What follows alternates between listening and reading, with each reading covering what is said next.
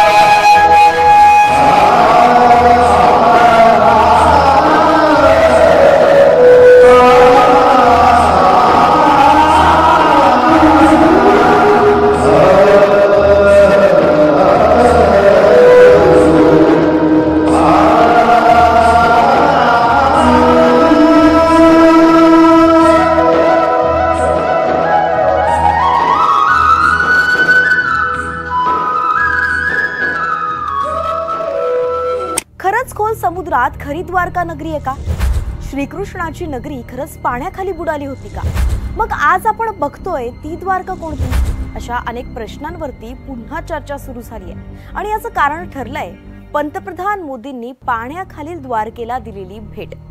मोदींनी नुकतंच द्वारकेचा दौरा केला त्यावेळी त्यांनी या प्राचीन द्वारकेत ध्यानधारणा केली आहे आणि पुन्हा पाण्याखालील द्वारका चर्चेचा विषय ठरली आहे। तेव्हा जाणून घेऊया काय आहे पाण्याखालील द्वारकेचं रहस्य। श्रीकृष्णाची बुडालेली द्वारका नगरी सापडली समुद्राच्या आतमध्ये।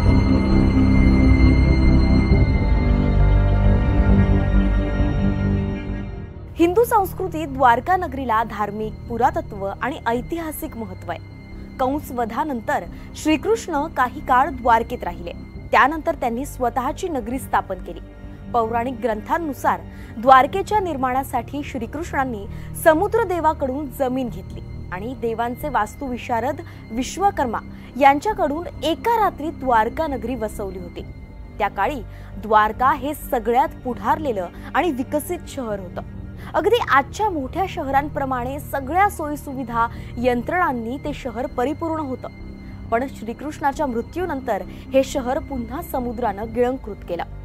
पुराणात सांगितल्याप्रमाणे हा भगवान श्रीकृष्णाला मिळालेला शाप होता। तेव्हापासून नेहमीच खरी द्वारका पाण्याखाली असल्याचं बोललं जातं।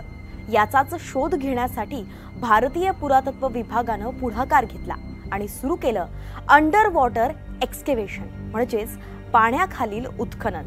भारतीय पुरातत्व विभागाकडून करण्यात आलेल्या सर्वात मोठ्या उत्खननात द्वारकेच्या उत्खननाचा सुद्धा समावेश आहे। गेल्या शतकाच्या उत्तरार्धात पुरातत्व शास्त्रज्ञांनी हा शोध सुरू केला। सगळ्यात पहिलं उत्खनन 1960च्या दशकात पुण्यातील डेक्कन कॉलेजकडून करण्यात आलं। यावेळी काही आर्टिफॅक्ट्स आणि जुन्या मूर्ती हाती लागल्या होत्या।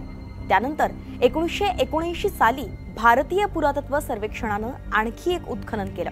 यावेळी समुद्राच्या तळाशी काही मातीची भांडी सापडली, जी इसवी सन पूर्व दुसऱ्या सहस्त्रामधली असावीत असं निरीक्षण पुरातत्व शास्त्रज्ञांनी नोंदवलं। 1983 ते 1990 दरम्यान under water archaeologist doctor SR राव यांच्या टीमनं द्वारकेचा शोध घेण्याचं मिशनच हाती घेतलं। यावेळी त्यांना प्राचीन द्वारकेच्या अस्तित्वाचे अनेक पुरावे सापडले। त्यांना समुद्रात एका शहराची रचनाच सापडली, भव्य आणि मजबूत दरवाजे सापडले, अनेक मोठे दगड, खंबे, मूर्ती, सिंचन व्यवस्था अशा अनेक गोष्टी आढळल्या ज्या आश्चर्यचकित करणाऱ्या होत्या। पुरातत्व विभागानं दिलेल्या माहितीनुसार आतापर्यंत एकूण 500हून अधिक कलाकृती सापडल्या आहेत आणि हे सर्व नमुने जवळपास 2000 वर्षांच्या सांस्कृतिक क्रमाचं अस्तित्व दर्शवतात। पण प्रश्न पडला की हे सगळे अवशेष पाण्यात बुडालेल्या श्रीकृष्णाच्या द्वारकेचेच आहेत की नाही। यासाठी पुरातत्व खात्याने त्या अवशेषांचं वय काढण्यासाठी कार्बन डेटिंग प्रोसेस केली। आणि त्यांचं वय हे पुराणात सांगितलेल्या द्वारकेच्या काळाशी मिळतं जुळतं निघालं. दुसरं म्हणजे या समुद्रातील नगरीचं क्षेत्रफळही मोजण्यात आलं, जे निघालं 12 योजन. भागवत पुराणानुसार समुद्रदेवाने 12 योजन जमीनच श्रीकृष्णाला द्वारकेच्या निर्मितीसाठी दिली होती. इतकंच नाही तर इथे एक प्राचीन बंदर सापडल्याचंही under water archaeologist doctor Alok Tripathi यांनी सांगितलंय. शिवाय द्वारकाधीश मंदिराजवळही उत्खनन करण्यात आलं.